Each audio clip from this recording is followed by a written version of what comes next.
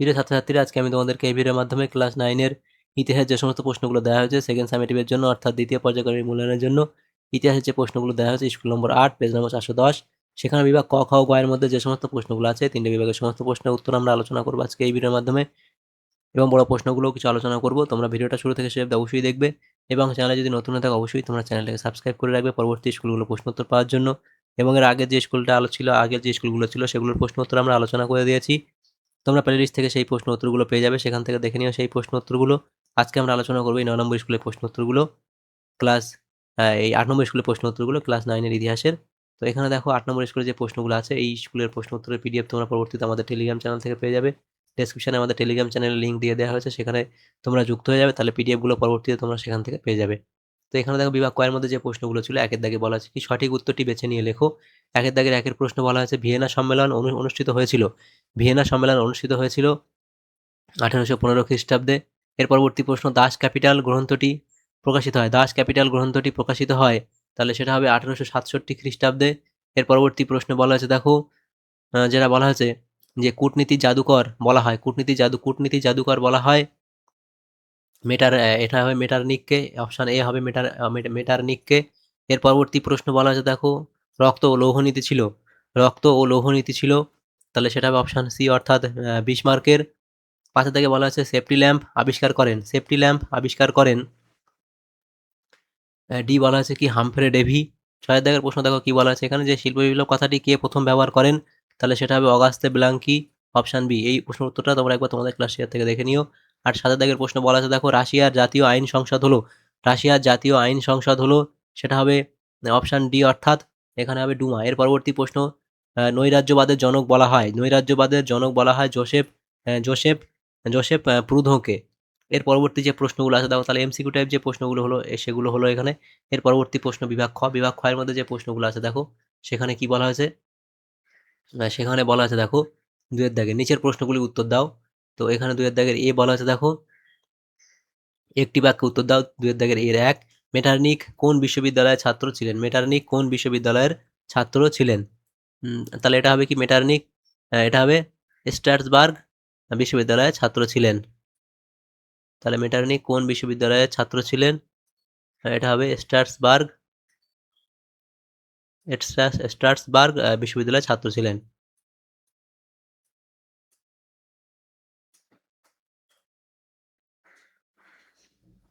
তাহলে এর পরবর্তী প্রশ্ন দেখো, পরবর্তী প্রশ্ন বলা হয়েছে দেখো, তাহলে স্ট্রাসবার্গ বিশ্ববিদ্যালয়ের ছাত্র ছিলেন।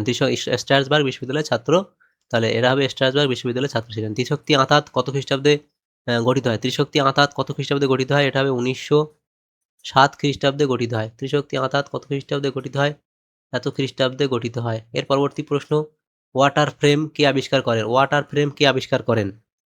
তাহলে ওয়াটার ফ্রেম কে আবিষ্কার করেন, এটা হবে Richard Arkwright. Richard Arkwright Richard Arkwright. এর পরবর্তী প্রশ্ন দেখো বিয়ের দাগে, সত্য বা মিথ্যা নির্ণয় করো। প্রথম প্রশ্ন, জার্মানির ঐক্যের প্রথম ধাপ ছিল জোলভেরাইন প্রতিষ্ঠা। এটা সত্য না মিথ্যা? এটা এখানে আমাদের এখানে কি এটা বলা হয়েছে, সত্য বলা হয়েছে। এর পরবর্তী প্রশ্ন দেখো, কোলম্বিয়ার্সের চুক্তি 1858 খ্রিস্টাব্দে স্বাক্ষরিত হয়, তাহলে এটা এখানে সত্য বলা হয়েছে। এর পরবর্তী প্রশ্ন কি বলা হয়েছে দেখো, নানকিং এর সন্ধি দ্বারা চীন 11টি বন্দর বিদেশিদের জন্য খুলে দিতে বাধ্য হয়, এটা এখানে মিথ্যা বলা হয়েছে। এর পরবর্তী প্রশ্ন সি এর দাগে, নিম্নলিখিত বিবৃতিগুলির সঠিক ব্যাখ্যা নির্বাচন করো। তিনের দাগে সি এর দাগের এক বিবৃতি বলা হয়েছে দেখো, এখানে কি বলা হয়েছে, যে ক্রিমিয়ার যুদ্ধে রাশিয়ার পরাজয় ঘটে।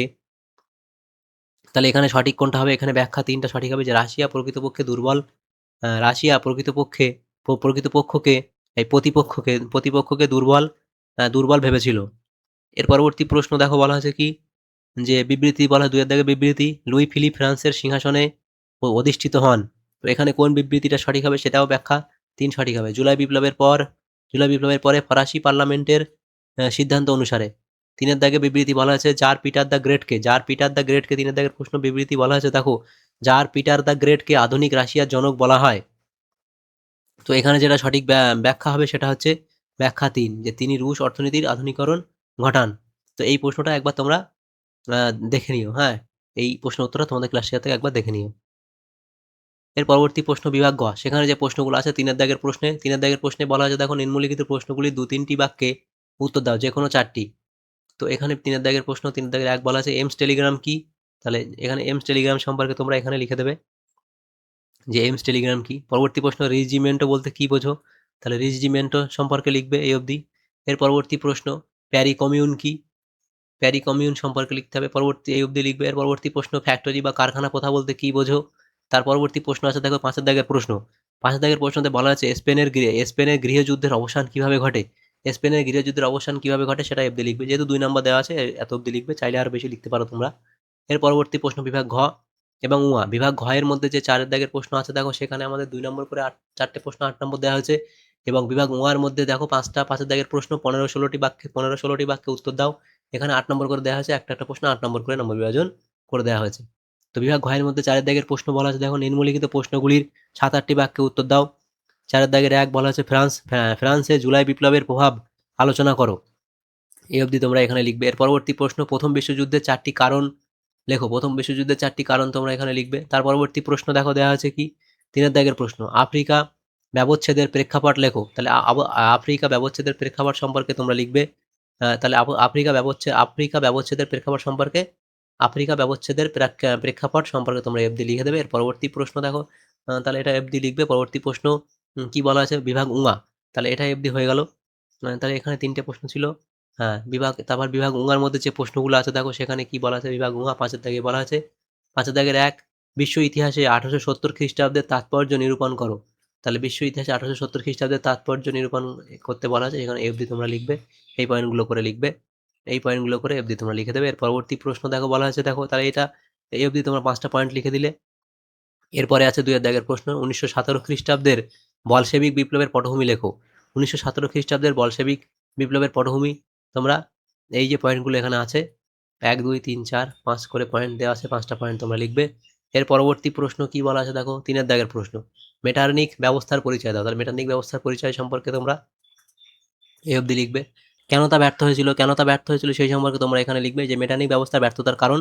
তাহলে মেটারনিক ব্যবস্থার ব্যর্থতার কারণ তোমরা এখানে এই অবধি লিখে দেবে। তাহলে এই প্রশ্ন উত্তর হয়ে যাবে। তাহলে দেখো আমাদের এখানে যে সমস্ত প্রশ্নগুলো ছিল সমস্ত প্রশ্নের উত্তর আমরা আলোচনা করলাম আজকে এই ভিডিওর মাধ্যমে। ক্লাস 9 এর যে প্রশ্নগুলো ছিল ৮ নম্বর স্কুল ইতিহাসে সেকেন্ড সামেটিভের জন্য যে সমস্ত প্রশ্নগুলো ছিল সমস্ত প্রশ্নের উত্তর আমরা আলোচনা করলাম আজকে এই ভিডিওর মাধ্যমে। তোমাদের যদি সামান্যতম উপকার এসে থাকে ভিডিওটা অবশ্যই লাইক করবে, বেশি বেশি করে বন্ধুদের সাথে শেয়ার করবে।